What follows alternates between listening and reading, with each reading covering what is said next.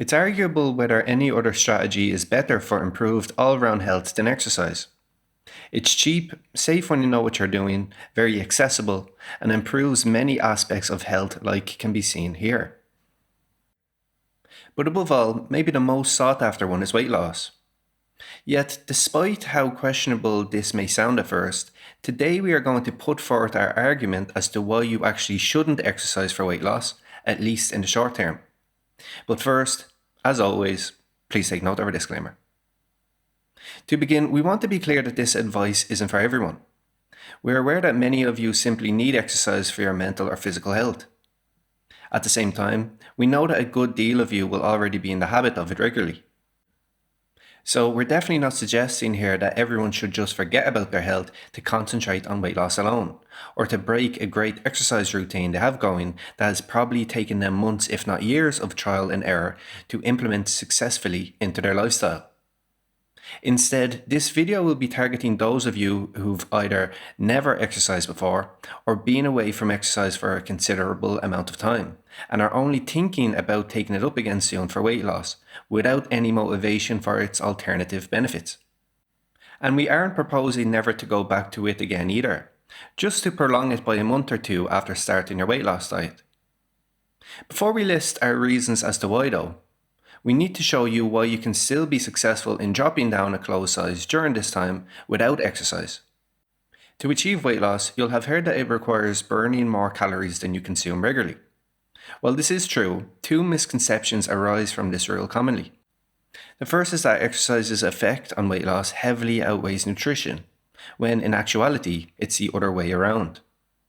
A general rule of thumb for weight loss is that efforts should be aimed at 80% nutrition and 20% exercise. And we'll give you a basic example of why. A study by Knab et al. In 2011 showed that when 10 subjects completed 45 minutes of vigorous cycling, they burned about 500 calories, give or take. While this is undoubtedly a helpful amount of calories, it really doesn't compare to how much eating properly can help reduce calories. I mean, think about it. Even just by not going up for a second portion at dinner time, you could easily save 600 or 700 calories. And that only relates to one meal, let alone for breakfast or lunch too. Now, you could come back and say, but what about the extra calories you burn through metabolism following exercise? Well, the Knab et al. Study showed that even then, this only accounted for a further reduction of 200 calories over 14 hours following the exercise. Then, the other misconception that arises from the burning more calories than you're consuming rule is that when it says burning more calories, it only relates to exercise. However, it's actually referring to a combination of exercise, the thermic effect of food, non-activity thermogenesis, and BMR.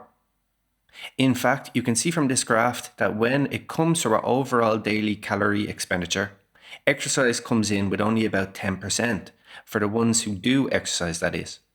Accordingly, even though the burning more calories than we're consuming rule seems to emphasize the exercise aspect of weight loss, again it's the latter part that's the most important. But in saying all this, we want to stress again that we're not trying to argue that the calories we burn through exercise aren't meaningful, and that they aren't worth pursuing at some point. That couldn't be further from the case. Resistance training, for instance, is very important as we get older, since without it, muscle mass will decline faster, and with that, less calories burned through metabolism at rest. We're only pointing out how cutting out exercise initially won't be holding you back from making great strides with your weight as long as you keep on top of your diet. Now that that's out of the way, why then do we not recommend doing both simultaneously when starting out? I mean, you're probably thinking, what's the harm in supplementing in exercise if it burns calories, right? Well, as I'm sure many of you can attest to, when people can't stick to exercising consistently, healthy eating most often goes out the window. In part, this is because many people have an all or nothing mindset when it comes to lifestyle change. And unfortunately, not being able to keep up with regular exercise happens a lot when starting to lose weight. Not all the time, but definitely to a large proportion of people all the same. There's a couple of reasons for this, but for today's topic, we'll focus on two in particular. For one, even though eating right and moving more might sound straightforward, it's really not as simple as that. Both have numerous micro habits necessary to facilitate their inclusion. Eating our best on a weight loss diet, for instance, should involve the step-by-step implementation of, over a couple of weeks, the learning of what foods you should and shouldn't be having, learning how to make new meal recipes that appeal to you, meal planning and prepping, stress relief strategies, getting a proper night's rest, drinking more water, asking family and friends for support, and portion control, to name a few. Needless to say, that's already, excuse the pun, enough on your plate, especially since each of these micro habits have even further things necessary to work on in their own right. Just look at portion control, for instance. And then we're going to try add in all the micro habits necessary to facilitate regular exercise into our routine too. So you can imagine how overwhelming working on nutrition and exercise together can be, and subsequently how people that do may be setting themselves up for failure.